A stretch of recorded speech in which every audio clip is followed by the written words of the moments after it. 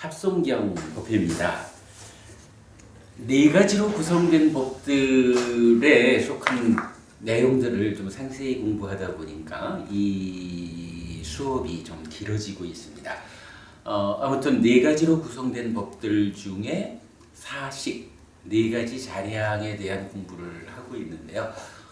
사식이란 이 교리가 워낙이 중요하고 교리적으로 차지하는 비중도 크고 그러나 좀 많이 어렵고 다행히 우리가 삶의 메커니즘이라는 공부의 토대가 마련된 위에서 이 사식을 해석하다 보니까 립도 부부님 그렇게 어렵지 않습니다 라고 받아들일 수 있게 사실 토대가 마련되었기 때문에 공부가 쉬워진 효과를 좀 보고 있다 이렇게 말해야겠는데 어쨌든 사식과 관련한 중요 경전 몇 가지 공부를 하는 중입니다.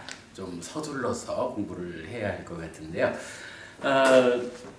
사식을 설하는 경전 중에 두 번째로 몰리아 바쿠나경을 보고 있죠. 지난주에 몰리아 바쿠나경을 전체적으로 공부를 했는데 지난주 수업을 요약한 자료를 제가 인쇄해 드렸습니다. 지난주 수업 요약을 쭉 한번 읽어보고 나서 다음 순서로 들어가겠습니다. 가래를 원인으로 하기 때문에 1. 누적된 것인 중생의 상태를 유지시켜 주거나 2. 존재를 추구하는 자를 도와주는 에너지로 작용하는 삶의 메커니즘상의 네 군데를 말하는 네 가지 자량, 사식을 설하는 부처님에게 몰리아 바쿠나 존자는 누구를 전제하여 질문합니다. 누가 먹습니까? 누가 촉합니까? 누가 수합니까?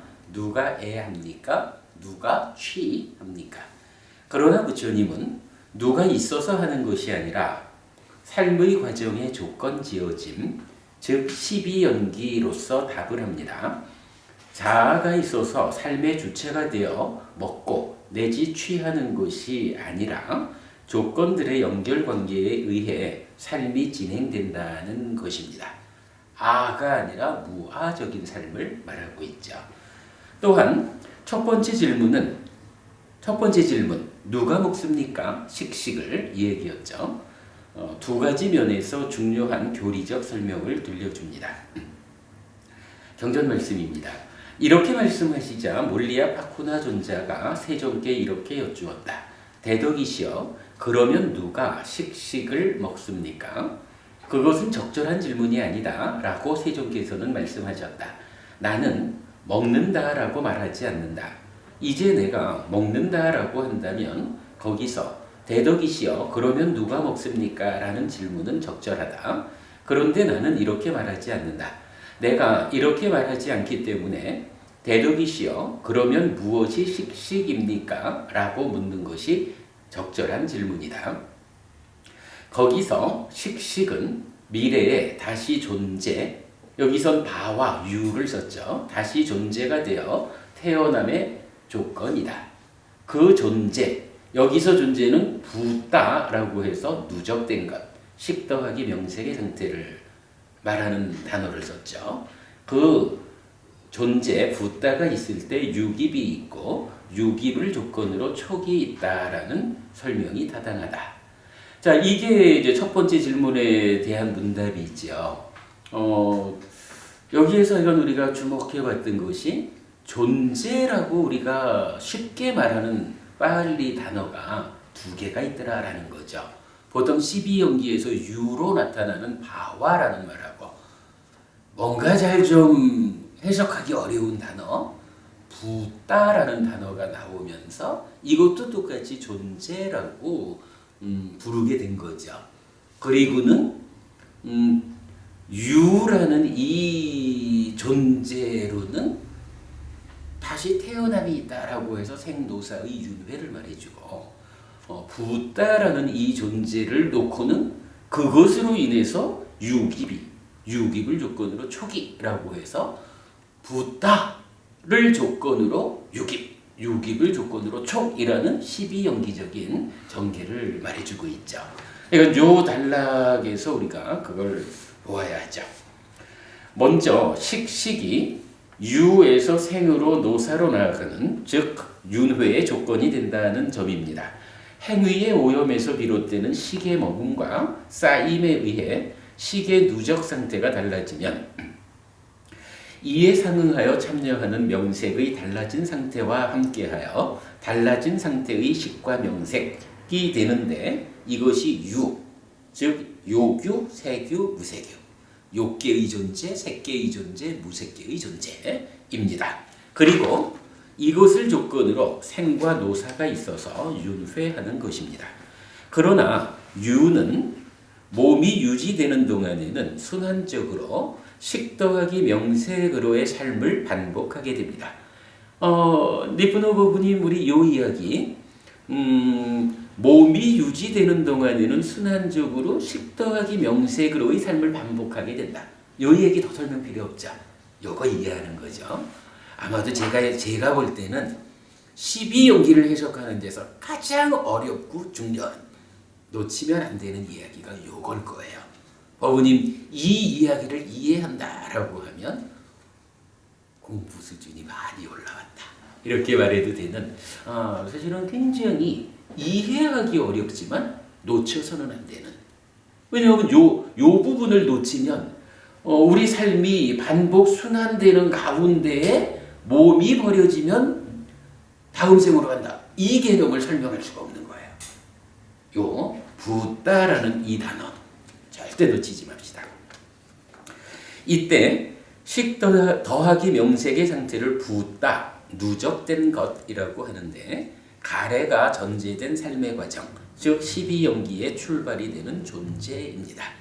또한 가래의 형성 과정을 포함한 삶의 과정, 즉 12연기의 3, 4번 지분이기도 합니다. 그렇죠? 무명을 조건으로 행을 조건으로 식을 조건으로 명색을 조건으로 유깁해서 생노사까지 가잖아요. 그 12연기 중에는 3번, 4번 두 가지 지분이고 가래가 전제된 가래가 어떻게 해서 생겨나는 거지? 이 부분은 배제하고 어쨌든 중생은 가래로 사는 거예요. 요렇게 말하는 십지연기에서는 첫 번째, 두 번째 나를 설명하는 지분으로 있는 거죠. 그래서 경은 1. 식식은 미래에 다시 존재, 바화가 되어 태어남의 조건이다. 2. 그 존재, 붓다, 누적된 것. 식 더하기 명색이 있을 때 유깁이 있고 유깁을 조건으로 촉이 있다. 라고 하여 바화와 붓다를 연장선상에서 사용하는 것입니다. 식의 윤회 그리고 두 가지 존재 이렇게 썼어요. 어쨌든 몰리아 바쿠나경에서는 부처님이 사식을 설하시니까 몰리아 바쿠나 전자가 근데요 부처님 그 식식을 누가 먹지요? 이렇게 질문을 했단 말이에요. 그랬더니 부처님이 내가 먹는다라고 말하지 않았다. 그러니 무엇이 식식입니까? 라고 물으면 내가 식식은 이런 것이다 라고 설명하겠다. 라고 하시면서 바로 이 두 가지를 설명하는 거죠. 식식이라는 것이 바와 유라고 번역되는 이 존재로 이어져 가지고 생노사에 윤회하는 그것의 조건. 그래서 식이 윤회하는 것이다. 이걸 알려주고 이어가지고 그러니까 경전의 하나의 단락에서 바와라는 존재에 이어가지고 바로 붓다라는 요 단어를 바꿔서 쓰시면서 유깁, 촉의 조건이 되는 이렇게 말을 하시죠. 그래서 붓다라는 이 존재가 식 더하기 명색 달라진 상태로 새로운 순간을 사는 오온 요것을 말해준다라는 하여간 요 개념을 보는 것이 정말 중요하다라는 거 다시 말씀드려요. 붓다에 대한 이런 이해는 중요합니다. 경이 말하는 육입의 조건이 되는 것으로의 붓다는 누적된 삶, 즉 식 더하기 명색이라는 이런 이해가 아니고는 설명할 수 없기 때문입니다. 우리 법회에서는 누적된 삶인 식 더하기 명색의 지금 삶에서의 배분으로의 유깁을 설명하였는데 이 경이 그런 설명에 타당성을 부여한다고 하겠습니다.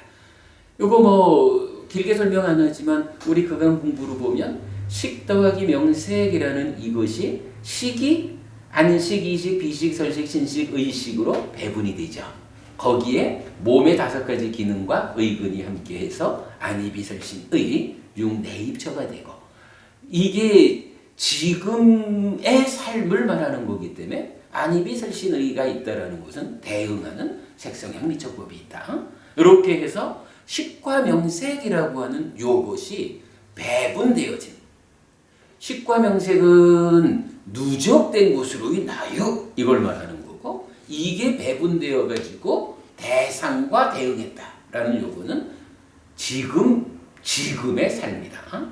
이렇게 누적된 삶이 대상과 함께해서 지금을 사는 요것이 식과 명색의 서로 조건됨에 의한 나이고 그것을 조건으로 유깁이 있다라는 12연기의 해석인 거죠. 그 개념. 그래서 하여간 붓다에 대한 이런 이해는 정말 중요하다. 요거 이해하지 못하고는 12연기가 해석되지 않는다. 한편 몰리아 바쿠나경은 고집의 측면, 즉 괴로움의 일어남의 측면에서는 붓다, 식더하기 명색으로부터 시작하여 노사에 이르는 십지연기적 설명을 제시합니다. 반면에 고멸의 측면에서는 육촉처의 완전히 빛바랜 소멸 위에서 진행되는 총멸 내지 노사멸의 칠지적 연멸을 설하는데 육촉처에 대한 공부는 다음 수업에서 하기로 하였습니다. 자, 여기까지가 우리 지난주 수업을 좀 복습했습니다. 지난주 수업이지만 정말 놓쳐서 안 되는 거 누가 먹습니까? 라고 말할 때 먹는 거 아니다. 식식이란 이러한 것이어서 2가지의 갈래를 갖는다. 그 가운데 붓다라는 존재를 말하는 또 하나의 단어에 대해서 우리가 이해했다. 요 개념 정말 중요하고 놓치면 안 됩니다. 자, 그 다음에 오늘 지난주 교재에 이어가지고 3페이지 교재가 또 있어요. 원래는 이제 지금 3페이지짜리 나눠드린 거는요. 우리가 지금 사식에 대한 교재를 만들어서 공부하고 있잖아요. 여기 보면 이제 몰리아 파쿠나경 5페이지죠. 몰리아 파쿠나경을 시작하기 전에 제가 좀 정리해 놓은 내용인데 요 정리가 벌써 한 1년쯤 지났더니만은 좀 고칠 부분들이 좀 있어요. 그래서 그 경 앞에 부분을 수정한 거니까 일단 그 부분 대체해 놓으시고 요 전체적인 교재가 수업이 끝나면 그동안 수정되는 거 다 해서 새로 나눠드리도록 할게요. 자, 일단 몰리아 파쿠나경에 대한 전체적인 해석을 같이 보도록 하겠습니다. 몰리아 파쿠나경 12번 상류대의 12번 경은 식식을 중심으로 중요한 정보를 제공해 줍니다. 식식이 누가 먹는 것이 아니라 식과 명색의 관계에 의한 이런 이해의 근거가 되는 것입니다. 1. 거시적 크게 3전세를 보면 윤회의 조건이 된다. 그래서 무상무화인 식에 의한 윤회를 설명한다. 반복하지만 누가 윤회한다고요? 식이 윤회합니다. 어떤 식인가요? 아뜨만적인 식이 아니고 무아, 그래서 무상한 식. 조건 따라 삶의 과정을 통해서 지속적으로 변화의 과정을 반복하는 변화하는 식이 윤회합니다. 이 얘기죠. 2번째, 미시적으로는 지금 이 순간의 삶의 전개입니다. 그래서 존재, 누적된 것이고 식 더하기 명색이 있을 때 유깁이 있고 유깁을 조건으로 촉이 있다. 라고 2가지 중요한 정보를 제공해 준다. 그랬고요. 이때 존재, 붓다는 붓다수당 12번 삼류다의 31번 경과 연계해서 설명할 때 누적된 것, 식과 명색입니다. 요 누적된 것 이제 더 설명 안 해도 되죠? 예, 충분히 이렇게 쌓여온 거. 그래서 누적된 것인 나예요. 그러니까 지금 내가 과거 삶을 누적한 것이다 라는 그 얘기고, 경은 이어서 촉도 누가 촉하는 것이 아니라 조건관계에 의한 삶의 과정이고, 수도 누가 느끼는 것이 아니라 조건관계에 의한 삶의 과정이고, 애도 누가 갈망하는 것이 아니라 조건관계에 의한 삶의 과정이며, 취도 누가 집착하는 것이 아니라 조건관계에 의한 삶의 과정이라는 것을 말해줍니다. 무아인 것입니다.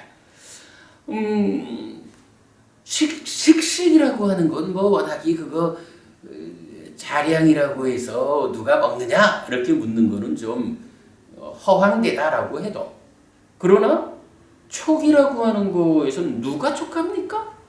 라고 묻는 것이 그렇게 어긋났을까? 이렇게 볼 수도 있어요. 특히 수, 느낀다, 경험한다라는 이거는 누가 느낍니까? 라고 질문하는 데 대해서 사실은 뭐 우리 일반적인 이야기로는 당연히 누가 느끼는 거겠지 뭐. 근데 부처님은 그거 아니다. 삶의 과정에서 이런 조건관계에 의해서 수라는 느낌이라는 것이 생겨나서 경험될 뿐이지, 그거를 내가 느낍니다 라고 나라고 하는 느끼는 주체가 있는 것은 아니다. 왜냐하면 내가 누구냐 하면 사실은 나라고 하는 어떤 고정된 것이 없잖아요. 나는 이렇게 누적된 것이요. 삶의 과정이 누적되어서 붓다라고 불리우는 하나의 이 누적 과정의 현재 상태에 있을 뿐이지, 이게 고정된 것으로의 나요라고 느낀다라는 그 일에 진정한 주체라고 말할 수 있는 그것이 아니다. 그래서 느낀다라고 하는 거, 경험한다라는 이거는 삶의 과정이 전개될 때에 하나의 과정으로 느껴진 거, 경험하는 이것이 있을 뿐이지, 그것이 나의 느낌이다, 내가 느끼는 것이다, 이렇게 아뜨만이 전제된 삶의 해석을 피해야 된다, 이런 부분을 말해주죠. 뭐 조금 이따가 그 부분을 더 설명을 좀 하겠지만, 어쨌든 다른 것보다도 특히 느낌이라는 이거, 사는 일이 괴로워 라고 말하는 이게 느낌이잖아요. 사는 일이 괴로워 라고 말하는데 그 괴로워하는 그 자가 누굴까? 라고 하면 그게 고정된 것으로의 내가 아닌 거예요. 삶의 과정이 누적되어 있는, 매 순간의 삶의 과정을 통해서 변화하는, 그래서 한순간도 나요라고 지정할 수 없는 그런 거기 때문에 그것을 내가 느낀다라고 말할 것이 아니고, 삶의 과정에 이러한 느낌이 조건적으로 생겨나 있을 뿐이다. 나는 여기서 이제 누적된 것으로의 나는 이 느낌을 직접 느낀다 이렇게 하는 게 아니고, 그 느낌을 그러한 느낌이 있다라고 알 뿐이고, 그 느낌을 분별해가지고 탐진치를 만들어가지고 연속되는 삶을 살아갈 뿐이지, 그 느낌의 주인공은 아니다. 요 개념을 우리가 잘 봐야 되죠. 자, 그 다음에 이어서 애도 누가 갈망하는 것이 아니라 조건관계에 의한 삶의 과정이며, 취도 누가 집착하는 것이 아니라 조건관계에 의한 삶의 과정이라는 것을 말해줍니다. 무아인 것입니다. 이건 뭐 몰리아 바쿠나 경은 어쨌든 주 요지가, 몰리아 바쿠나 존재는 누가 먹고 누가 촉하고 누가 느끼고 하면서 지속적으로 어떤 주체를 설정해서 질문하고, 부처님은 그거 아니다, 그거 아니다, 그거 아니다. 그대의 삶에는 주체라고 할, 누가라고 할 그가 없다. 삶의 과정일 뿐이다. 이렇게 말하는 거죠. 자, 여기에서 수와 관계에 대해서 참고적인 이야기를 하나 적어봤어요. 참고 1.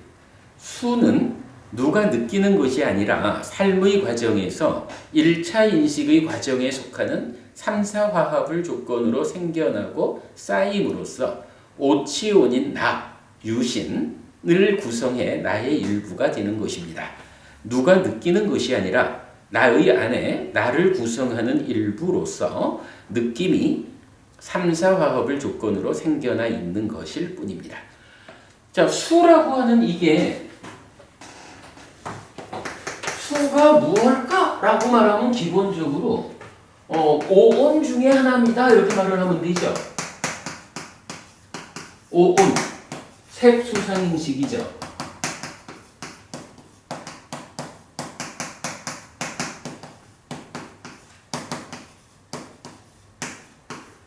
이 색수상인식에 집착이라는 것이 함께하면 어떻게 돼요?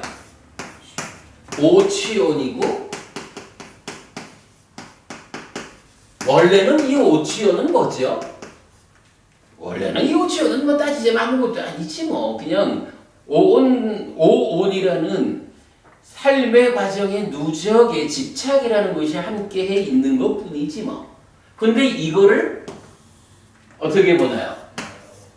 이게 있는 그대로 사실로 본다면 뭐예요? 사실로 보면 그냥 덩어리와 누적이 함께한 뭐 요거에 불과해요. 그런데 중생들은 어떻게 봐요? 중생들은 이 오치원을 어떻게 보나요? 이걸 나라고 보잖아요. 그지? 나라고 보다 보니까 색도 내 몸이고 수도 내가 느끼는 거고 뭐 이런 식으로 이해를 했죠. 그러나 사실은 이 중생이 오치원을 나라고 한다라는 이 입장에서 보아도 사실은 이 수가 누가 느끼는 것입니까? 라고 하면 내가 느낍니다. 이렇게 말하는 게 좀 곤란해요. 내가 무언가를 느낀다 그러면 나의 밖에 있는 어떤 거에 대해서 느낄 거 아니에요. 근데 이 전체를 나라고 하니까 중생의 입장에서 보아도 수라는 것은 내가 느끼는 게 아니라 느낌이라고 하는 그것이 나를 구성하는 하나예요. 그죠? 내가 내 밖에 있는 어떤 거를 느낀다 이렇게 말하는 게 아니고 나를 구성하는 구성 요소의 하나로 있을 뿐이야.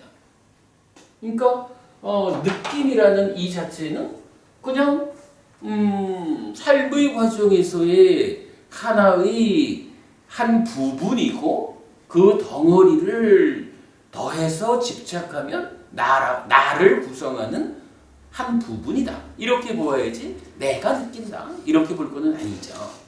근데 사람들은 대개가 내가 느낀다. 이렇게 말을 하는 거죠.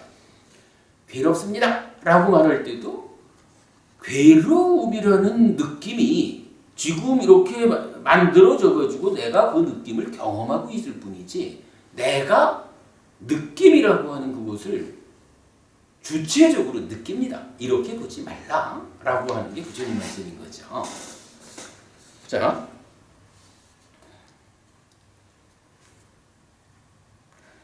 사념처 수행, 이제 수행적으로 한번 더 보면요.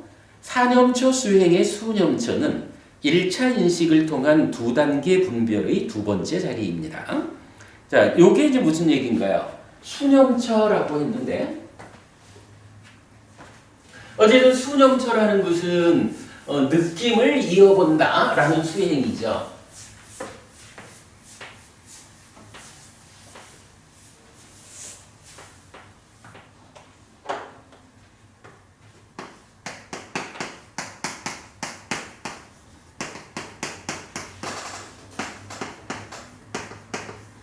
아니비설신의 6네이처하고 색성향 미초법 6웨이처 그리고 욕탐이라는 세 가지가 있어가지고 위자나티 그 분별해서 한다 인식작용을 하죠. 그래서 내입처가 주관이 되고 외입처를 객관으로 대상으로 해서 욕탐의 간섭 가운데 분별을 하는 거죠. 그러면 여기서 첫 번째로 뭐가 생겨나요? 식이라는 외입처에 대한 알비라는 새로운 마음이 생겨나죠. 그리고 요 상태에서 요 세 가지가 동시에 있는 것이다. 지금 감각하는 대상을 아는 것이다. 이래가지고 그거를 삼사화합촉 이렇게 말하는 거고요.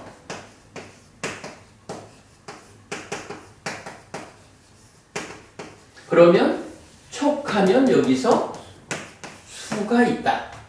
락 즐거운 느낌, 고 괴로운 느낌, 불고불락 괴롭지도 즐겁지도 않은 느낌을 어떻게 하나요? 이런 느낌을 경험한다. 이렇게 말하는 거죠. 그리고는 이게 내입처가 외입처를 인식한 두 번째 결과죠. 우리가 참 많이 강조하는 거죠. 인식이라는 것은 여기에서 이어지는 이자나띠 2차 인식이 연결되어 나가죠. 그러나 2차 인식 앞에 1차적인 인식작용, 요것은 2차 인식으로 연결되기 위한 과정으로 1번 식과 2번 수 두 가지 결과물을 만든다라는 거죠. 지금 이제 읽은 게 뭐냐 하면 사념처 수행의 수념처, 수를 이어보는 거죠. 수념처는 1차 인식을 통한 두 단계 분별, 외입처를 주목해가지고 이것이 호흡이다라고 아는 거죠. 이게 첫 단계 분별이죠. 그리고는 그 첫 단계 분별된 식과 함께 해가지고 생겨나는 느낌을 경험하는 요게 두 번째 분별이죠. 그러니까 감각한다라는 1차 인식, 하나의 인식작용에서 대상이 무엇일까라고 하는 첫 번째 분별, 외입처에 대한 알미 생겨나고 두 번째로는 이 대상을 감각한 결과로 즐거운 느낌이 생겨났는지 괴로운 느낌이 생겨났는지 불고불락의 느낌이 생겨났는지 내가 이 과정에서 경험하는 것은 어떤 느낌인지라는 두 번째 분별이 생겨나는 거죠. 그 얘기를 이렇게 표현을 했죠. 자, 사념처 수행의 수념처는 1차 인식을 통한 두 단계 분별의 두 번째 자리입니다. 신념처의 호흡 수행이 호흡의 이어봄을 통해 첫 번째 결과인 식을 분명히 아는 것이라면, 자, 신념처가 해가지고 호흡, 신과 의, 이 대응 관계에서 호흡을 보자라는 것이, 그러니까 호흡을 이어보자라는 게 호흡 수행이잖아요. 그 호흡 수행이 호흡의 이어봄을 통해 첫 번째 결과인 식을 빠져나띠 해라고 나오죠. 그러니까 분명히 아는 거예요. 분명하게 분별해라. 수념처는 두 번째 결과인 수를 분명히 분별하는 것입니다. 요거 신념처와 수념처에 대한 기본적인 이해죠. 요새 우리가 사실 개념 적용 해석을 하고 있지만 요런 이해, 1차 인식의 두 결과에 대한 분별, 그 분별을 이게 삿띠를 작용시켜가지고 잘 보자, 이어보자 이러지 않으면 모르고 넘어간단 말이죠. 그러나 그거를 거기에 주목해가지고 이어보는 일을 통해가지고 지금 내가 호흡을 보고 있구나. 이 호흡이 긴 호흡이구나. 그렇게 분명히 알아요. 그리고는 거기서 이 과정에서 생겨난 느낌이 즐거운 느낌이구나. 내가 경험하고 있는 이 느낌이 즐거운 느낌이구나 라고 빠져나띠. 분명히 분별해라. 이렇게 말해주는 게 신념초, 수념초의 전개죠. 그 얘기를 한 거죠. 또한 수는 2차 인식에서 식에 의해 분별되는 대상입니다. 수를 대상으로 식이 분별하는 거죠. 그리고 병든상, 즉 번뇌의 간섭에 의해 여기에 상이 간섭하는데 상이 병들어 있는 게 중생들에게는 병들어 있고 이것이 치유될 수 있다. 병든 상을 번뇌라고 한다. 병든 상, 즉 번뇌의 간섭에 의해 무명 탐진 요런 왜곡 상태로 잘못 분별되어 삶의 문제의 근본을 이룹니다. 요거 수의 아닙니다. 이렇게 말하죠. 우리가 요 느낌을 분별해서 탐진 무명이라고 하는 느낌에 대한 왜곡된 삶이 생겨났다. 이렇게 말하는 거죠. 그래서 이것이 무명과 번뇌를 합해서 치가 되니까 탐진치라고 하는 삶의 문제의 근본을 이룬다. 이렇게 표현한 거예요. 그래서 인식의 결과인 탐의 제어로서 사마타가 설명되고 심을 닫고 이탐, 탐의 제어로 해서 시메타라는 것이 사마타라고 정의가 되죠. 인식에서 식이 부대하는 번뇌의 제어로서 윗바사나가 설명되는 것입니다. 지혜를 닦아서 번뇌를 부수고 소멸해서 무명이 제어되는 것이 해해탈이다. 요거 사마타 윗바사나의 정의죠. 어쨌든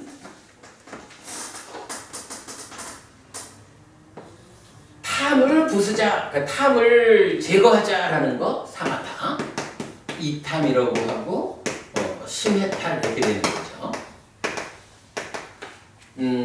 번뇌를 부숨으로써 무명을 제거하자라고 하는 거 윗바사나라고 부르죠. 그리고 해해탈 이렇게 말하는 거죠.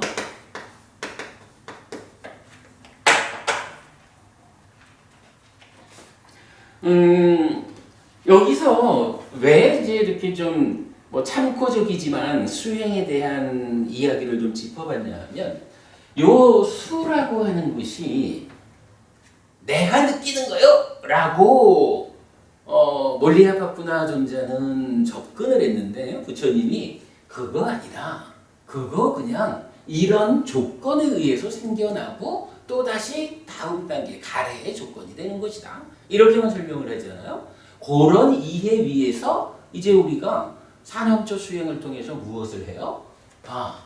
1차 인식의 과정에 주목함으로써 첫 번째 결과물인 외입처의 알을 빠져나띠 분명히 안다. 잘 분별하고 이어가지고 수라고 하는 이것도 사실은 삶의 과정으로 그 자리에 있는 거예요. 있는 거기 때문에 지켜보아가지고 이게 즐거운 느낌이 경험됐구나 라고 빠져나띠 잘 분명하게 인식하는 거, 분별해야 하는 거. 그게 수념처야. 이런 신념처와 수념처의 그 위치상 구분을 이해하는 필요성 연결해서 말씀드렸고, 뭐 뒤에 부분은 뭐 그냥 사마타 윗바사나에 대한 개념적인 정의.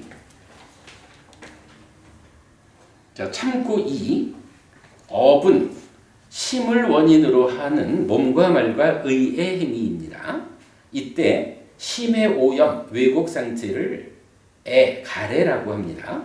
이에 따라 몸과 말과 의의 행위도 오염되는데 취입니다. 애를 조건으로 취가 있다. 그래서 업이라는 것, 업을 개념적으로 말하면 심, 그러니까 마음을 원인으로 몸과 말과 의의 행위가 이루어진다. 그래서 신구의 삼업을 말하는 거죠. 그런데 이것이 중생들한테는 오염되어 있다. 그 오염되어 있는 현상으로 말하자면 심은 오염되어서 애가 되어 있고 신구의 삼업이라고 하는 것은 오염된 몸과 말과 의의 행위다. 그래서 이 오염된 행위를 지칭하는 단어가 뭐냐 하니 취, 집착이라는 것이다. 요 개념. 우리가 이런 여기가 이어지죠. 웨이터의 암과 수의 암 합하면 인식의 결과인 G, R이 되잖아. 그리고 이 R을 몸통으로 하는 마음이 심이고 이 심이 즐기고 환영하고 묶여 있으면 난디라는 것을 만들죠. 그러면 탐과 난디가 함께하는 것으로 가래가 생겨나는 거죠. 이렇게 두 가지가 함께해서 그러기 때문에 가래라는 것은 마음이 난디라는 것을 만들어서 오염된 상태. 그리고 이 가래를 원인으로 몸과 말과 만으로 업을 짓는다. 이렇게 말하는 거죠. 그럼 원래는 이게 오염되지 않은 상태로는 심을 원인으로 신구의 삼업을 짓는다. 이래야 되는데 이게 오염된 가래 상태라는 현상적인 모양이 있으니까 그러니까 원인이 오염되었기 때문에 신구의 삼업도 오염되었다. 이렇게 말하는 거죠. 이때 오염된 신구의 삼업 이거를 취라고 한다. 그래서 수를 조건으로 애를 조건으로 취가 이렇게 말하는 과정을 보여주죠. 그러니까 지금 전체적으로 이 모든 것이 시비연기적인 사는 이야기. 여기서는 이제 안 그리겠지만 취 다음에는 뭐가 있나요? 행위가 오염되면 식이 머물죠. 머문 식하고 명색의 이어지는 관계가 우리가 시작하면서 계속 말한 유가 되는 거잖아. 이렇게 연결되어 가는 거죠. 삶의 이야기가. 자, 이랬을 때 이때 애는 심 더하기 난디 이것은 식 더하기 탐 더하기 난디인데 이때 식 위에 더해진 탐과 난디만을 애라고 나타내기도 합니다. 요건 무슨 얘기냐 하면 지금 보면 심이라는 마음이 있어요.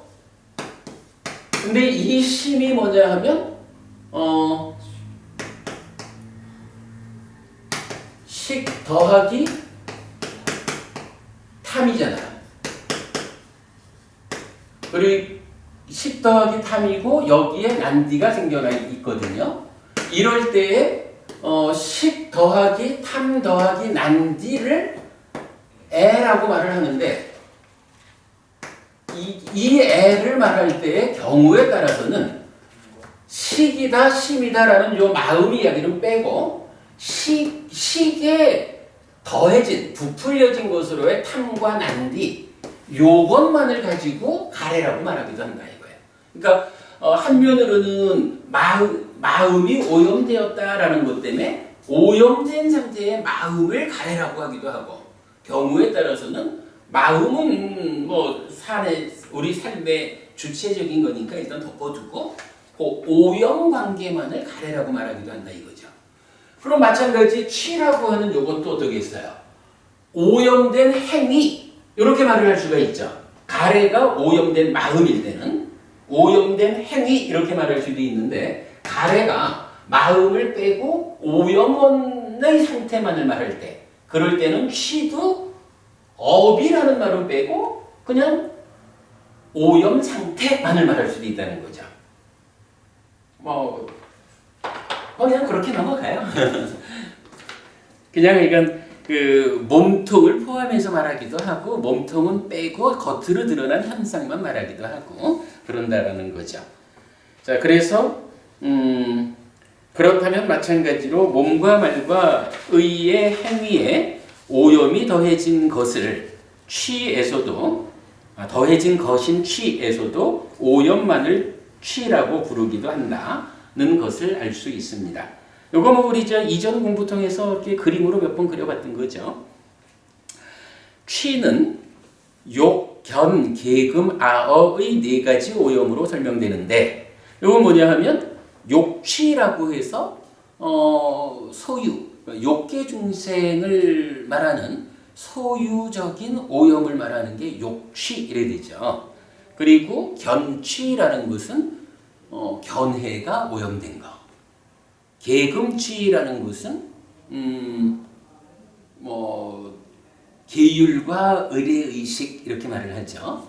어떤 그 삶의 어떤 원칙적인 기준이 오염되어 있어. 이런 얘기라고 보면 되고요. 아어취라는 것은 사람들마다 이게 무아인 줄 모르고 야 내가 누군지 알아? 라고 나 자신을 아뜨만을 내세우면서 이 아뜨만이 어떤 건지 알아? 라고 다양하게 어떤 사람들은 아뜨만이라는 것은 몸도 없고 상도 없어 이렇게 말하기도 하고 어떤 사람들은 아뜨만이라는 것은 몸도 있고 상도 있는 거예요. 어떤 사람은 몸은 있는데 상은 없어. 어떤 사람은 몸이 있긴 있는데 그 몸이 어떤 건지 알아? 하면서 다양한 경우로 예를 들어서 디가니카야 1번 법망경 같은 경우는 62가지로 삿된견해를 지시하는데 그 중에 대부분이 세상은 어떤 것이고 나는 어떤 것일까? 라고 해서 무아인 줄 모르고 나를 내세우는데 그 내가 어떻게 생겨먹은 나일까? 이걸 62가지의 거의 대부분이 그걸 말해준다고요. 뭐 그런 식으로 내가 무언지 알아? 나라는 존재는 이런 것이요! 라고 나를 말하는데 이게 사실은 무아임에도 불구하고 나를 정의한다라고 하는 것은 그 자체가 잘못된 거잖아. 그걸 말하는 것을 아어취라고 말을 해요. 하여간 그렇게 집착이라는 것은 4가지가 있는데 이 4가지에 오염된 몸과 말과 의의 행위가 취이기도 하고 행위를 배제한 이 4가지만을 취라고 부르기도 하는 것입니다. 뭐 앞에서 설명한 거죠. 경은 탁구나여 그러나 오직 육촉처에 완전히 빛발하여 소멸하면서 촉의 멸이 촉의 멸에서 수의 멸이 수의 멸에서 애의 멸이 애의 멸에서 취의 멸이 취의 멸에서 유의 멸이 유의 멸에서 생의 멸이 생의 멸에서 노사 수비 고운애가 소멸한다. 이와 같이 전체 괴로움 덩어리에 소멸이 있다라고 하는데 촉으로부터 시작되는 칠지연기입니다. 지난 수업 복습하는 그 마지막에서 보면 그게 나왔었죠. 괴로움의 일어남의 측면은 십지연기인데 괴로움의 소멸의 측면은 촉으로부터 칠지연기로 하더라. 그 얘기가 지금 이렇게 경전 말하고 있는 거죠. 근데 여기서 우리가 정말 주목해야 하는 단어가 하나 또 나왔어요. 보통 3, 4와 합, 촉 이러잖아요. 근데 지금 이 경에서는 어떤 표현을 쓰죠? 촉, 처란 말이 나왔다고.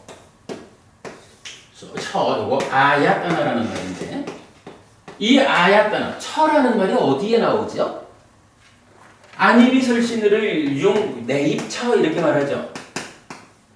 요거 색성현 위촉법 외입처 이렇게 나오죠. 요거 물론 뭐 이 처라는 말이 다른 곳에도 좀 쓰이기는 해요. 뭐 경우에 따라서는 공무변처, 식무변처, 무서유처, 비상비비상처 이것도 다 처로 쓰이고 그래야 하는데 그래도 이게 좀 경우의 차이는 있는 것 같고 요 내입처와 외입처 요 때의 처라는 것은 어떤 의미로 봐야 할까요?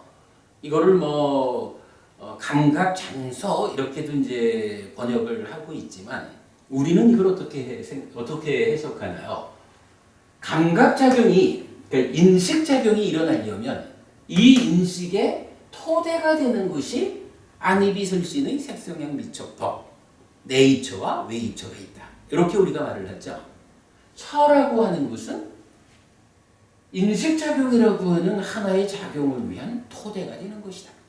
이런 개념으로 우리가 처를 설명하고 있거든요. 그렇다면 3, 4와 합 촉이라고 하는 요거는 어때요? 위자나띠는 인식작용이잖아. 처라는 것은 인식작용에 이어지는 것으로서 세 가지가 함께 만나서 느낌을 만드는 작용이죠. 현상이죠. 그런데 이 촉이라고 하는 3, 4가 화합해서 느낌을 만드는 경우에 따라서는 이것도 위자나띠도 내입초, 외입초, 욕탐이라는 세 가지가 함께 만나가지고 식을 만드는 작용이잖아. 말하자면 이것도 3, 4가 함께해서 식을 만드는 거야. 3, 4화합 이렇게 봐도 돼요.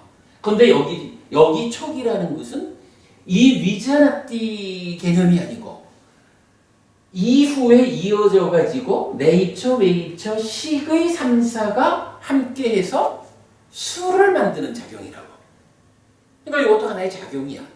그런데 보면 위자나띠라는 요 인식이라는 것은 내입처와 외입처라고 하는 최소한 눈이 있어야 보지 뭐 이런 인식을 위한 토대로서 어쨌든 보는 자가 있어야지 보지 거기에 보이는 자도 있어야 보지 이 두 가지가 토대가 되는 상태에서 욕탐이라는 게 어떻게 작용하느냐에 따라서 그 질적 수준을 결정하는 거예요. 이렇게 말할 수가 있잖아.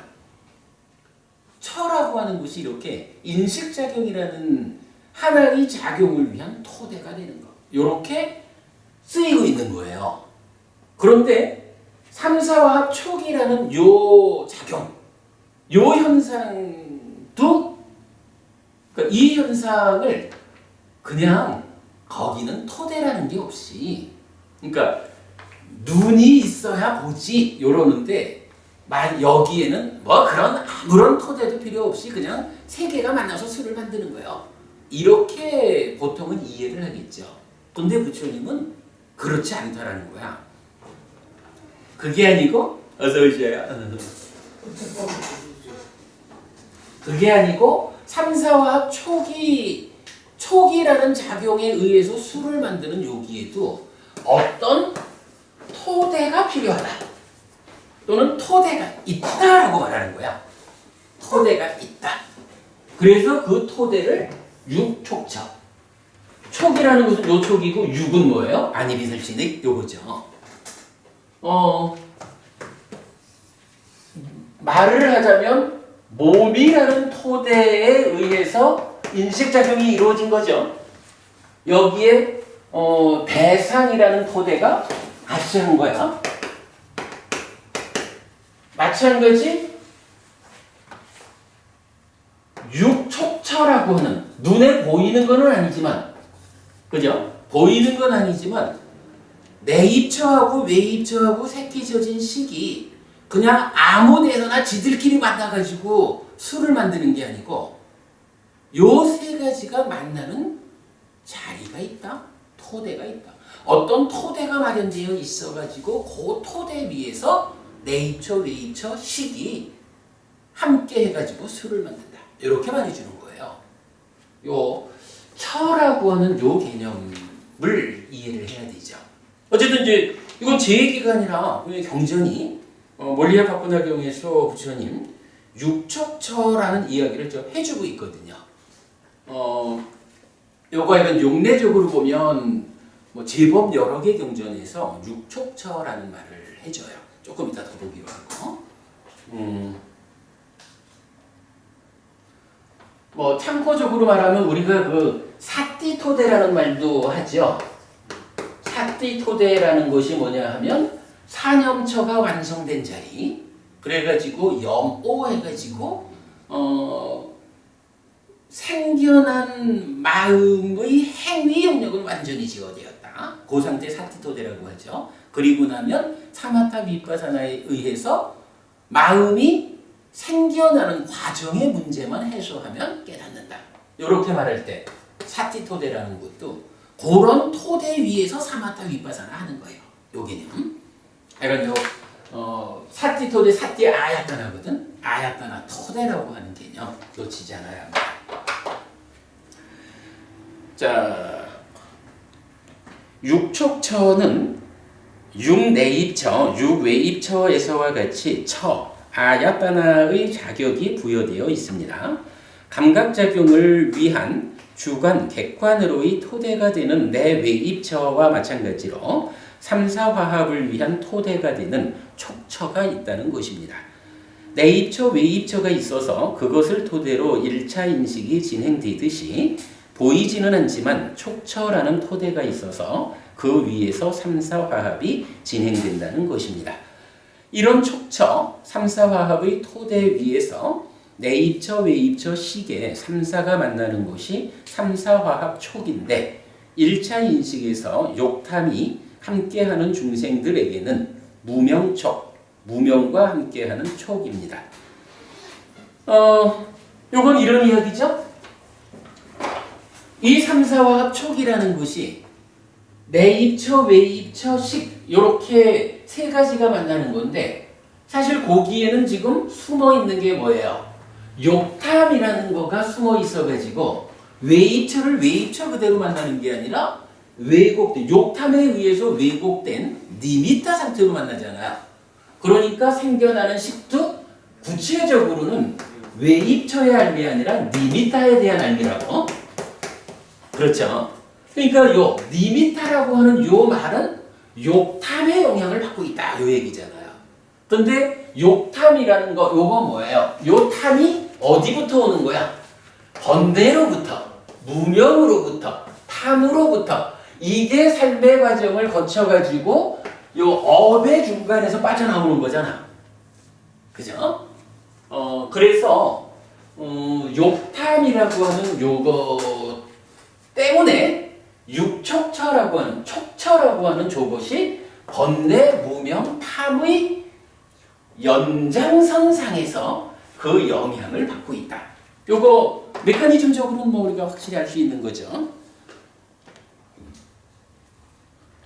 그래가지고 이제 그거를 이 중생들한테서 이루어지는 이 3, 4화합 촉, 6촉처 요 이야기를 욕탐 때문에 무명으로부터 출발했다라고 해서 이거를 부르는 말이 있는 거예요.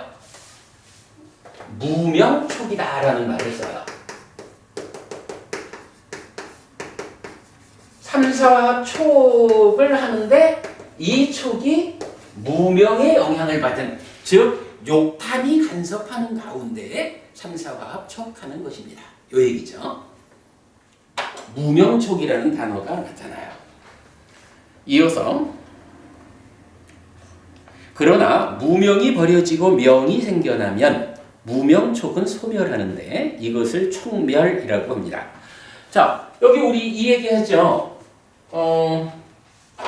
우리가 멸이라고 하는 단어에는 주목하고 있죠. 멸, 니로다라고 하는 단어가 의미가 뭐예요? 번뇌를 부숨으로써 무명이 버려지고 명이 일어남. 요거를 멸이라고 하죠. 그러면 기본적으로 무명촉을 중생되게 하는데 무명이 버려지고 명이 일어나는 멸, 소멸된 상태는 어떻게 되는 거예요? 무명이라는 게 소멸한 상태가 되는 거. 무명이 없는 촉을 한다는 얘기가 되죠. 그렇게 말하면 무명이 없는 거니까 이거를 명촉 이렇게 쓰면 되거든요.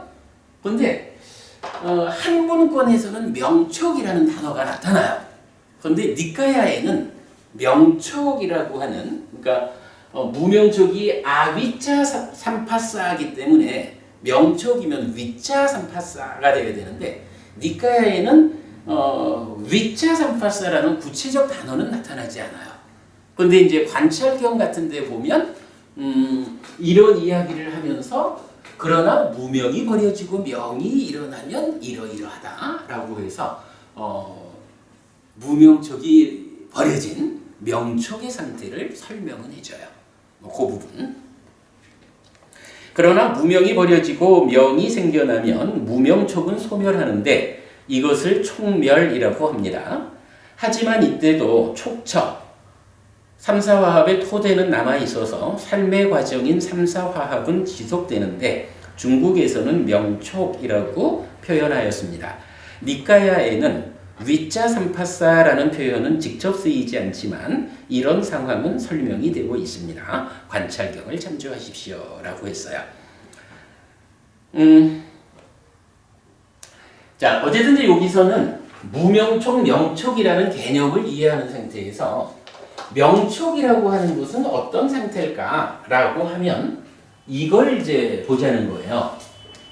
삼사화합 촉이 어떤 토대 위에서 이루어진다고요? 삼사화합 촉은 육촉처라고 하는 촉처 위에서 그 작용이 이루어지잖아요. 세 개가 만나는 거잖아. 근데 중생들은 어떻다고요? 욕탐에 간서 번뇌 무명에 의해서 연결되어 오기 때문에 이 촉처라고 하는 그 토대의 상태가 무명의 촉이 일어나는, 이 중생들의 촉의 토대는 오염되어 있는 거예요. 요 얘기죠. 그런 상태에서 무명이 버려지고 명이 일어났다.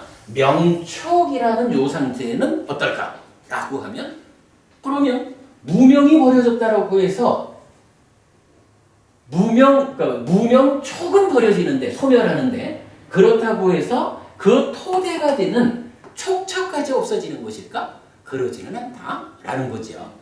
어쨌든 요거는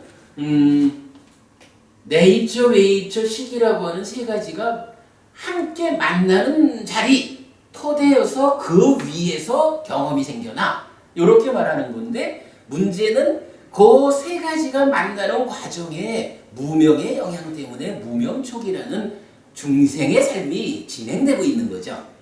그러나 이제 번뇌를 부줌으로써 그 상황이 해소되면 이제 네이처, 웨이처, 식이라고 하는 요 3사 간의 그 만나는 그 자리는, 토대는 그대로 있는 거예요.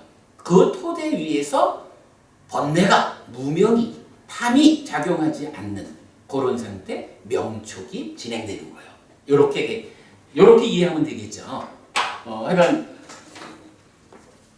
촉처라고 하는 요거는 무명촉이 버려져도 남아서 명촉의 토대가 된다. 이렇게 이해하면 되겠죠. 자, 그 다음에 여기서 이제 경전이 말하는 이제 중요한 표현이죠. 육촉처에 완전히 빛발하여 소멸함에서 촉의 멸이 이랬어요. 자, 요 표현을 보는 게 오늘 수업의 이제 요점이면서 마무리가 될 것 같아요. 자, 육촉처의 완전히 빛발하여 소멸함에서 촉의 멸이. 그러니까 촉이 멸한다라는 것은 무명촉이 멸하고 명촉이 생겨나는 그걸 말하잖아요. 근데 요게 어떤 방법으로 그게 되는 것일까라고 하니까, 무명촉이라고 하는 요 상황에 해서 이렇게 말하지를 않고, 토대가 되는 촉처가 토대가 욕탐, 번뇌, 무명의 영향을 받고 있다는 거야. 토대 자체가. 그런데 이 토대가, 그 육촉처라는 촉의 토대가 완전히 빛발하여 소멸함에서 촉의 멸이, 요 얘기는 이 토대 자체를, 그러니까 토대에 영향을 주고 있는 번뇌, 무명, 탐이라고 하는 요것이 제거되면 토대 자체가 무명 상태가 아닌, 그러니까 오염이 아닌 청정해진다는 거죠. 그때의 촉의 멸이 있다. 무명촉이 버려지고 명촉이 일어난다라는 이거는 촉 자체가, 그러니까 만나지는 네이처, 웨이처, 식이라는 이 세 가지 자체에 대한 청소, 이 개념이 아니고, 그 세 가지는 그냥 있는 대로 오는데 그것들이 만나는 자리 자체가 깨끗해지는 거예요. 요거죠. 근데 그렇다고 이게 자리는 깨끗해졌는데 오염된 것이 깨끗한 자리에 오면 청소가 되는 걸, 이 개념은 아니겠죠. 이때 이 토대라고 하는 육촉처, 토대라는 것은 토대가 오염되었다라는 요 얘기는 어떤 의미예요? 욕탐이라는 번뇌와 무명이라고 하는 이것의 영향을 받는 그 자리로서의 토대를 말하는 거죠. 그러니까 육척처가 완전히 빛발에 소멸했다라는 요 이야기는 뭐예요? 토대에 영향을 주는 욕탐, 무명, 번뇌의 문제가 해소됐다 이거죠. 그러면 이게 이 과정에서 욕탐이 해소가 되었다. 욕탐이 해소가 되었다라고 하면 어때요? 욕탐 때문에 내 입처는 비열이자 그하고 욕탐 때문에 외입처는 니미따가 되잖아. 그러니까 식도 사실은 왜곡된 식이 생겨난 거죠. 그런데 이렇게 육척처라는 이 토대가 멸했다. 육척처에 완전히 빛발해야 소멸해.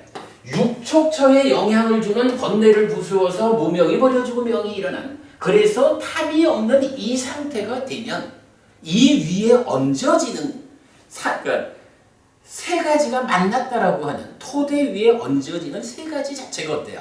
욕탐이 없어졌다라는 그것 때문에 이미 청정한 내입처, 청정한 외입처, 왜곡되지 않은 식이 만나는 거죠. 이게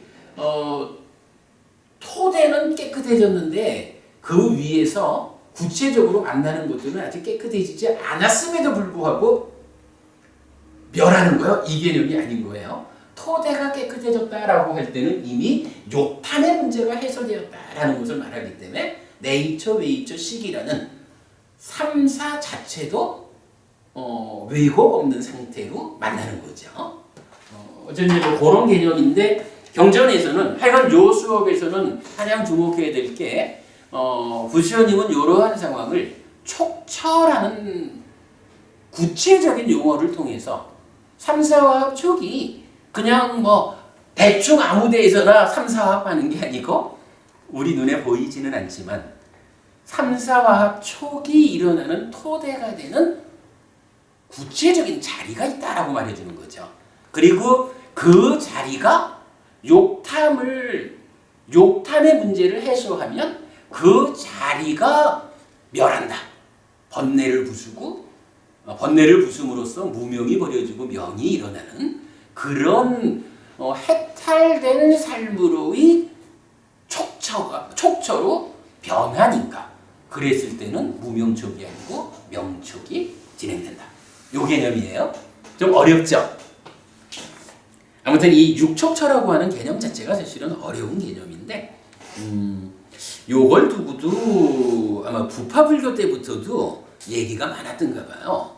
그러니까 촉이라고 하는 것이 알맹이가 있는 거냐 없는 거냐 이런 걸 가지고 뭐 그 부파들 간에 대립이 있었다라는 얘기를 하거든요. 근데 아마도 그게 이 얘기 같아. 그러니까 촉이라고 하는 것이 구체적으로 촉이 일어나는 어떤 자리가 있는 거요? 뭐 이런 이야기를 했던 것 같아요. 자, 아무튼 좀 어려운 주제 하나 뽑았고요. 이것을 촉멸이라고 합니다 했죠.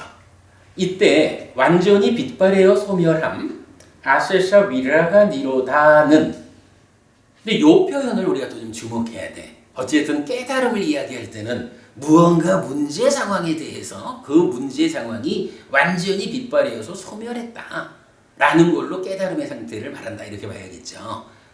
자, 완전히 빛발하여 소멸함 아세샤 위라가 니로다는 12연기에서 무명과 애에 적용되는 표현입니다. 즉 완전히 빛발하여 소멸한다라는 그 얘기를 어디다 쓰냐 하면 경은 요 무명이 완전히 빛발하여 소멸했다. 그건 뭐죠? 번뇌가 부수어짐으로써 무명이 버려지고 명이 일어났다라는 멸의 상태를 말하는 거죠. 요렇게 뭐 12연기에서 이제 괴로움의 소멸촉으로 나가면 다 이렇게 시작하잖아요.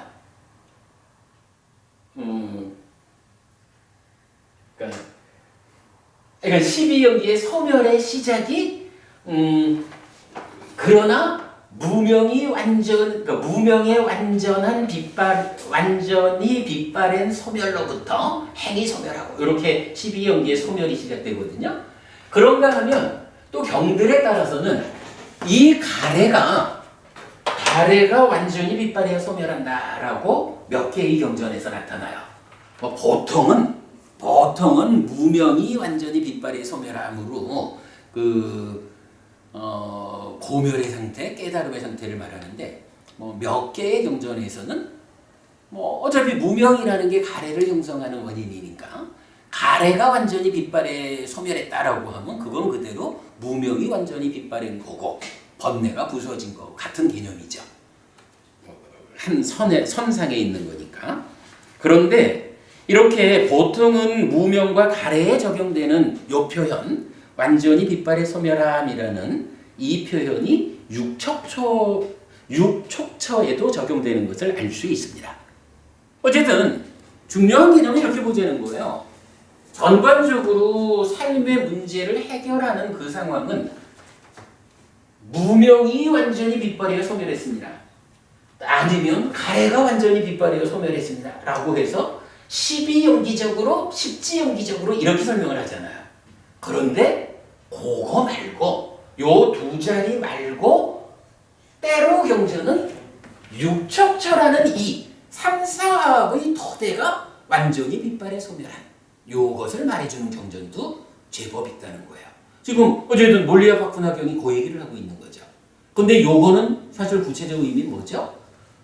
욕탐이 제어된 거죠. 욕탐이 소멸한 거죠. 가래가 소멸한 거고 무명이 소멸한 거고 번뇌가 소멸한 거죠. 그러니까 연장선상에서 설명되는 건데 어쨌든 삶의 중심 자리를 무명이냐 가래냐 그리고 촉이 아니라 촉처냐 이렇게 부처님 설명하고 있는 거죠. 사실 부처님 입장에서 보면 촉처라고 하는 것을 굉장히 비중 있게 다루는 거죠. 근데 간비로 부부님도 촉처라는 말씀 잘 못 들어보셨죠? 이게 그렇게 잘 드러나 알려지지를 않았지만 그러나 부처님 입장에서는 무명만큼 가래만큼 이 육촉처라고 하는 것을 비중 있게 설명하는 거예요. 자, 그렇게 하고 또 넘어갑시다. 그래서 2차 인식에서의 번뇌와 무명, 가래의 관계에 대등한 것으로 1차 인식에서의 욕탐과 무명촉의 관계로 이해할 수 있습니다. 별표를 했는데 요게 무명, 가래 그리고 육촉처 세 개에서 이제 일반적으로 발견이 되는데 유독 수따니빠따에 속하는 하나의 경전에서는 좀 다양하게 나타나는 게 있어요. 자, 별표 보겠습니다. 수따니빠따 두 가지 이어봄의 경에서는 예외적으로 우빠디 재생의 근거라고도 하고 몸과 생명에 대한 갈망이라고도 하는 요것에 완전히 빛바랜 소멸 요게 나오고 무명 또 행, 식, 촉, 수, 애, 취 여기까지는 12연기의 지분들이죠. 12연기의 각 중요한 지분들이 완전히 빛발의 소멸함 이래가지고 뭐 이와 저와 다 연장선상에 있으니까 의미로는 같은 거죠. 그렇게 설명을 하고 그거 외에 아람바라고 해서 뭐 노력이라고도 하고 동기라고도 하고 그러는데 하여간 그냥 S이라고 번역을 했고 그러니까 S는 일이 완전히 빛발의 소멸하면 이렇게 말하는 거예요. 그 다음에 우리가 지금 공부하고 있는 아하라 자량의 완전히 빛발의 소멸 이거는 타당하죠. 자량이라고 하는 사식이라는 이거는 가래를 원인으로 하는 그거에서 뭐 가래와 대등하게 비중을 갖죠. 그 다음에 인짓바라고 해서 동요, 흔들림이라는 요것에 대해서도 완전히 빛발이에요 소멸함이란 말이 나타나고 있어요. 그러니까 뭐 이거는 유독 하여간 요 수따니빠따의 하나 경전에서만 여러 개를 설하고 있다라고 보면 되겠어요. 자, 그래서 그렇게 놓고 보면 이런 개념을 볼 수가 있는 거죠. 번뇌라고 하는 것, 우리 이제 메커니즘적으로 보면 번뇌라고 하는 것이 2차 인식에 간섭해서 무명을 만들고 그 위에서 탐과 진이 만들어지고 그러면 찌다 마음심이 되고 이것이 난디를 만들어 가지고 가래가 되는 요게 뭔가요? 인식과 행위라는 그 중간에 있는 우리 내면의 영역이죠. 바로 가래를 형성하는 과정이라고 하는 바까죠. 어쨌든 이게 2차 인식으로부터 출발해서 찌따의 내적 활동의 과정을 거쳐서 행위로 연결되는 이 부분이 설명하는 중심자리고 사마타 윗바사나를 통해 가지고 깨달음을 실현하는 자리가 바로 여기잖아요. 그러니까 경은 대부분의 경은 모든 것의 초점을 요 자리에 맞추는 거예요. 그래가지고 결국은 사마타 윗바사나로 끝장내는 거잖아요. 그런데 오늘 이 경을 보니까 어때요? 이것의 연장선상에서 거의 대등한 비중을 가지고 육촉처라고 하는 걸 말하고 있죠. 자, 그래서 그걸 밑에 적은 거예요. 이쪽 편에서는 번뇌로부터 출발해서 이렇게 왔는데 그거 이쪽에다 놓고 보니까 욕탐 때문에 욕탐이 1차 인식에 간섭을 해서 그리고 무명촉에 의해서 수를 만드는 과정이 있는 거죠. 이렇게 갈라놓고 보면 이쪽에서 내면의 영역에서 번뇌로부터 출발해서 가해가 되는 이 과정이 어쨌든 삶의 과정에서 해결해야 하는 본질의 영역이라 사마타 윗바사나 거기에 있는 거잖아. 그런데 웬걸 부처님은 그거 말고 이 절반의 앞쪽에서 욕탐으로부터 시작돼서 촉철을 통해서 수까지 가는 이 과정을 말해주는데 사실은 이 수라는 게 뭐예요? 불교의 명제가 뭐야? 고와 고멸이잖아. 고와 고멸이 바로 느낌이잖아요. 이 자리를 이경을 통해 가지고 우리가 여기만큼이나 여기도 비중을 가지고 설해지고 있다. 이걸 발견하는 거죠. 자, 그렇게 보고 이어보면 그래서 삶을 행위와 인식의 영역으로 구분할 때 행위의 영역에서 번뇌가 차지하는 위상이 인식의 영역에서는 욕탐에 부여되어 있다는 것을 알 수 있습니다. 그렇죠. 번뇌라는 것으로부터 번뇌로 출발해서 가래 와가지고 행위로 가는 이때의 그 근본 자리에 번뇌가 있는데 이게 행위의 과정이라고 한다면 1차 인식의 자리로 오면 욕탐이 바로 번뇌와 같은 위상을 가지고 작용하고 있다. 왜? 번뇌를 싣고 온 거죠. 결국 불교는 번뇌와 욕탐이라는 두 가지 문제 요인의 해소를 위한 것이라고 말할 수 있게 됩니다. 사실은 요 한마디를 하려고 길게 끌어온 거죠. 우리가 보통 알기로 불교에는 어떤 문제가 있어요. 어쨌든 번뇌라는 고놈 때문에 누진 번뇌를 부수는 일을 통해서 깨달음을 실현하는 거잖아. 그러니까 오직 번뇌에 모든 관심이 가 있다고. 그런데 알고 보니까 불교에는 번뇌만큼이나 비중 있게 강조되는 또 하나의 시작자리가 있는 거예요. 그게 욕탐이다라는 거예요. 이렇게 흘러온 거죠. 자, 그래서 번뇌의 제거에서 무명탐의 소멸해서 애멸로, 욕탐의 제거에서 육촉초의 소멸로, 명촉으로 수멸로. 요건 더 설명 안 해도 되겠죠? 또한 심의 왜곡이 더 진행된 애와 수의 조건관계, 수를 조건으로 애가 있다를 감안하면 인식을 조건으로 행위가 있다라고 말할 수 있습니다. 다만 수를 조건으로 심이 있지 못하고 수를 조건으로 애가 있다는 현실은 2차 인식의 과정에 의한 왜곡, 무명과 행을 전제하여 괴로움의 발생을 설명하는 것으로의 시비연기적인 입장을 볼 수 있습니다. 시간이 늦어서 이 얘기는 더 설명을 못 하겠는데 그래도 오늘 이 자리에서 우리가 그러니까 육촉처라고 하는 것이 발견이 됐어요. 그래서 무명촉에 의해서 중생의 영역에서의 느낌이 생겨나는 것, 느낌이 경험되는 거예요. 그 모든 것의 출발은 욕탐이에요. 그래서 삶을 인식과 행위라는 크게 두 가지로 여기를 잘라가지고 2차 인식도 탐진치를 만들어서 행위가 오염되는 거니까 행위로 놓고 인식과 행위 이럴 때 행위는 번뇌로부터 출발해서 가고 그 연결된 가운데 반복순환돼서 오는 연결 가운데에 욕탐으로부터 출발하는 인식의 문제 이렇게 인식과 행위를 설명하고 있죠. 자, 요걸 놓고 오늘 드린 자료가 하나 더 있죠.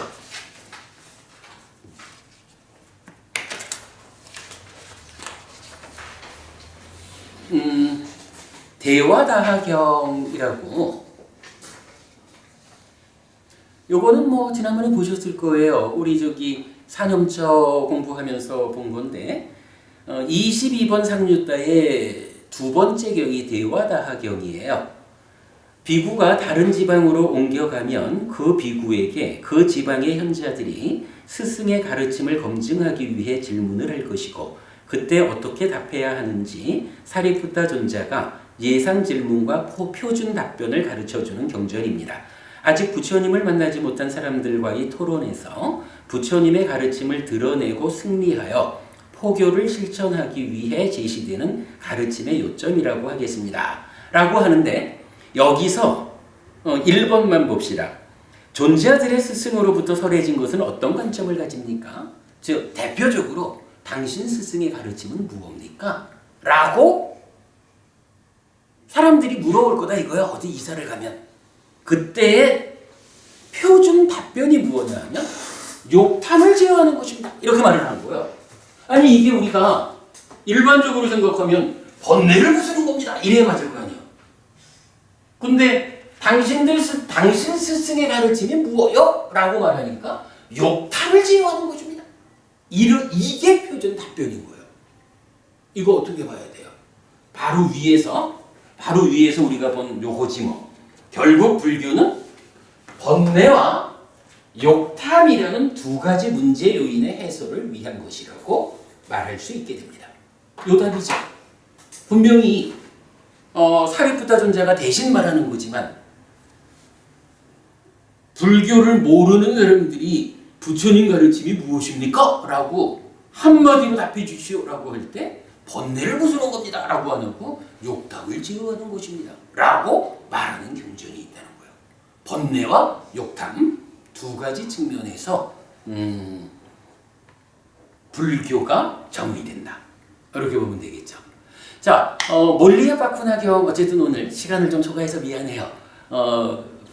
빨리 밥 먹고 가야 되는데. 그러나 어쨌든 몰리아 바쿠나경을 통해 가지고 중요한 몇 가지를 봤는데 지난주에 본 중요한 거 꼭 기억하시고요. 이어가지고 오늘 과정에서는 요거 육촉처의 완전히 빛바랜 소멸, 육촉처라고 하는 개념. 삼사화합촉이 아무 데서나 일어나는 게 아니고 셋이 만나는 토대가 있다, 자리가 있다. 요 개념. 요거 오늘 수업에 요점으로 하고 수업 마치도록 하겠습니다. 수고하셨습니다. 근데 지금 욕탐의 그 제어라는 것도 결국은 번뇌가 제어돼야 되지만이면 욕탐이 제어가 되는 그렇죠. 그렇죠.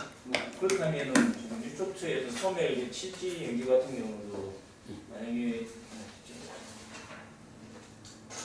그 소고의 멸이 그다음에 소고의 멸에서 수의 멸이 쭉 가다가 결국은 이제 수의 멸에서 그다음에 애의 멸이나 결국은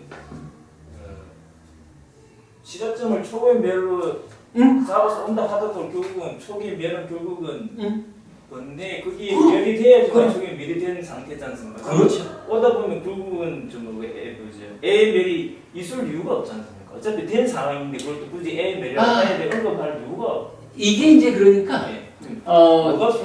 그러니까 우리가 메커니즘적으로 경전을 이해할 필요가 있는 거예요. 메커니즘적으로 삶이 자리하고 있잖아. 이 삶을 그려놓고 번뇌로부터 출발해서 고멸의 실현을 설명하는 거. 고멸로부터 시작하니까 무명에서 시작되는 거지. 12연기. 똑같은 삶의 과정을 놓고 가래가 형성되는 과정은 덮어두고 가래부터 시작하자 라고 하면 그 연결관계에서 십지연기. 그리고 그거를 육촉처라고 하는 삶의 하나의 중요한 지점을 설정하고 그 지점으로부터 메커니즘적으로 조건적인 소멸. 어쨌든 가래라고 하는 이거는 번뇌 때문에 일어나는 거기도 하지만 수 때문에 수를 조건으로 하는 거기도 하잖아.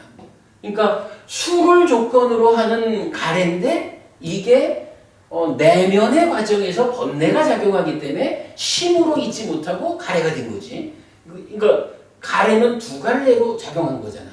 그러니까 번뇌로부터 갈 때는 이 측면에서 가래가 설명됐다면 촉처로부터 온 거는 요 부분 숨겨두고 수를 조건으로 하는 찌딴데 오염되었기 때문에 가래인 그렇게 전개되어 가는 거지. 그러니까 메커니즘적인 순서를 짚어주고 있다 이렇게 봐야겠죠. 그건 알겠는데 그 초기 굳이 말할 필요가 없지 않느냐. 아니 그 초기 은행 최고의 초고멸이 있다는 그분은 결국은 좀 탐이 결국은 제거된 상태가 초고멸이라고 했지.